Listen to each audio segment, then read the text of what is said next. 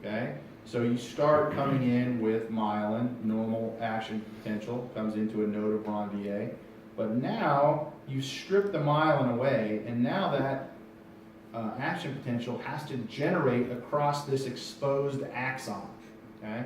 And the problem with that is there's very few sodium and potassium channels in this exposed area because they weren't supposed to be there. Myelin was supposed to be there. And your immune system has stripped that myelin off there. And now you've got it, in order for conduction to take place, you have to have that conduction travel across that exposed section of the axon. And two things happen.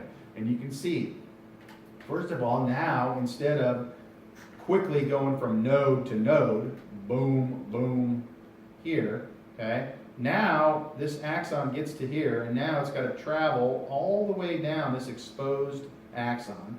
So that's going to be much slower than just firing at the nodes.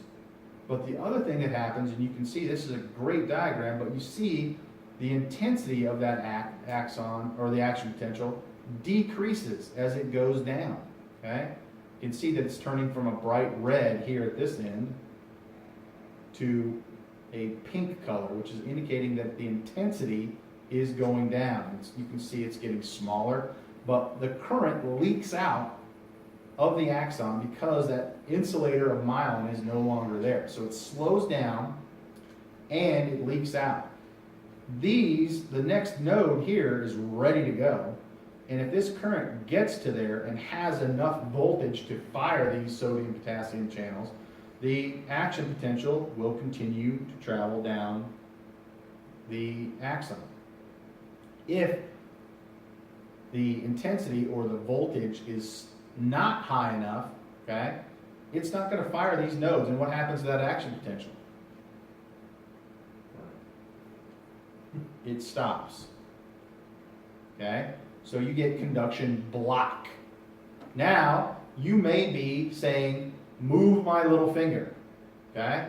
So the impulse is coming down in your central nervous system, and something's happening to that impulse, and it's now not getting to the effector organ. Okay? So we're saying, move my little finger. But due to these conduction abnormalities with multiple sclerosis, you may not be able to move your little finger because that conduction is blocked.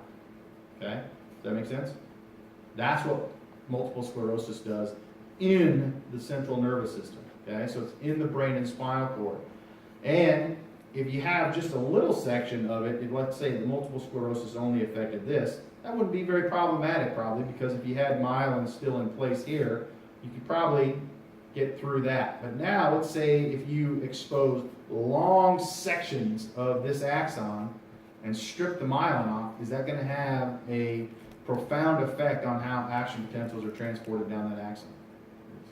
Yeah, and that's what happens with multiple sclerosis is you get larger and larger areas as more and more myelin is stripped from these neurons. Depending on what these neurons innervate is going to dictate what your symptomology is, okay? And then ultimately what will end up happening is because you strip this myelin off there, it's going to affect the survival rate of that neuron, and you'll actually see these neurons degenerate. And so that's usually related to secondary progressive stages of the disease. So, but that's the importance of this myelin sheath, is related to keeping this action potential strong and fast as it travels down from the central nervous system to peripheral organs. Okay? So, again, MS does not affect the peripheral myelin, it's only the central myelin. Okay? Questions about that? So what